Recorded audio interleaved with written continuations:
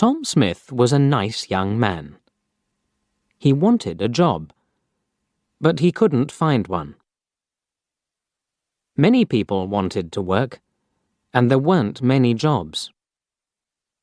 Tom felt sad because he never had money for clothes or the cinema. When he was younger, Tom wanted to be a footballer. He was good at football, and at tennis, too. He was good at every sport, but there were other, better players. Now, Tom had a new idea. He thought, perhaps I can find a job in a sports shop. I'll be happy then, and I'll have money. But it was only an idea. It never happened. He tried hard to find a job. He looked in the newspapers every day. And he wrote letters for jobs. A lot of letters. But he never found a job. One day, he saw something in the newspaper about a fair in the park near his house. That will be interesting, he thought. It's next Saturday. I think I'll go. Yes, I'll go. I'm not doing anything this weekend, and it won't cost much. On Saturday, Tom walked to the park and bought a ticket for the fair. It was a warm summer day. The sky was blue, and the park was very pretty. There were a lot of flowers, blue, yellow, and red. Tom felt happy when he saw them. The fair was good, too. There were a lot of people there, and many different games. Tom played some games. He won a box of fruit and a book about sport. Then he bought an ice cream because he was hot and thirsty. I'm having a good day, he thought. He sat down and ate his ice cream. Now, what shall I do next? Suddenly, he saw, in large letters, Madam Zelda knows the future. Do you want to know about your future? Come in and talk to Madam Zelda. Tom Smith thought very hard. Shall I go in? He thought. Why not? I'm not afraid of the future. Perhaps it will be interesting.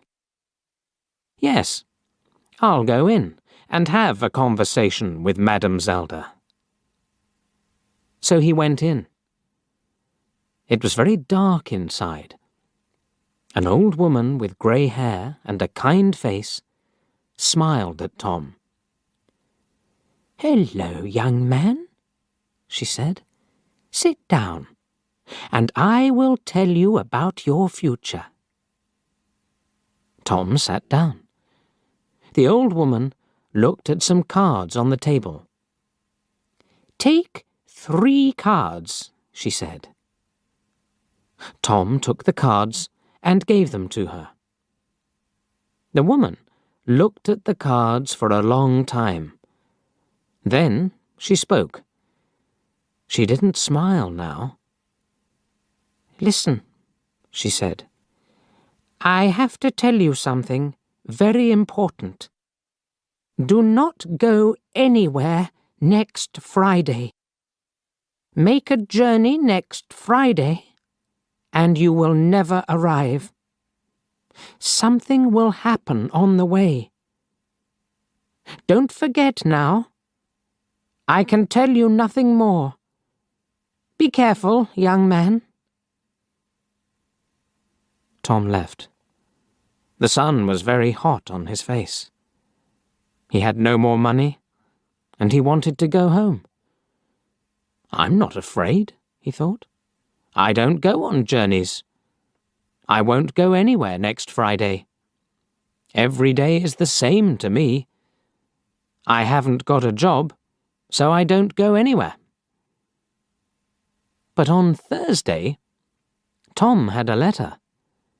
It was an answer to one of his letters. There was a job in a town 30 kilometers away. It was in a sports shop. The boss wanted to meet Tom the next day.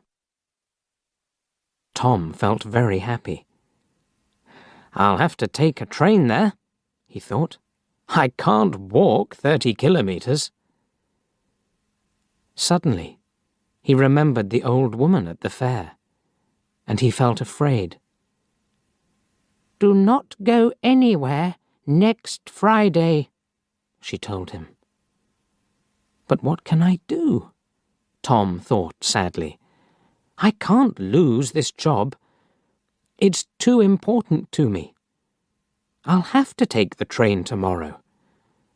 And what can an old woman know about the future? Nothing. But he wasn't very happy about it, and he didn't sleep well that night. The next day was Friday, and Tom went to the station. He bought a ticket at the ticket office. The train arrived, and he climbed on it. An old man sat down next to Tom. His face was intelligent under his white hair. He had a bad leg, and Tom felt sorry for him. The train left the station and went through the country. A waiter came round with some food, and the old man bought a sandwich. Then he smiled at Tom and said, "Are you thirsty? I've got some tea with me. Would you like some?" He took out a cup and gave Tom some tea. He's a kind man, Tom thought. I really like him. He smiled at the old man and said, "Thank you. I'm Tom Smith. Are you going a long way?" But the old man couldn't answer. Suddenly, there was a very loud noise, and the train stopped. What was wrong? The people on the train were afraid. They all looked out of the windows, but they couldn't see anything. "Don't be afraid," Tom told his new friend. "I'll go and see. Perhaps it's an accident. Stay here and you'll be okay." The old man smiled. "Thank you, my young friend," he said. "I will stay here. My old legs are very weak." Tom found the guard. "What's wrong?" he asked him. "Why did we stop?" The guard looked at Tom unhappily. "There's a large tree in front of the train," he said. "We'll have to move it, but we can't do it quickly. So this is the end of the journey for you. You'll have to get off the train and walk." "Walk where?" Tom asked. The guard looked at a map. "There's a village near here. You can go there and perhaps find a restaurant or a cafe. I have to stay here with the train. I'm very sorry about your journey, but you'll get your money back." Tom thought, "The money isn't important. I really wanted that job." And he felt very sad. Tom didn't say anything about the job to the old man. He helped his friend off the train and carried his case to the village. "Thank you very much," the old man said to Tom. "I know that my case is heavy. There's a computer in it, and there are a lot of papers." Tom smiled. "It's all right," he said. But inside he was very sad.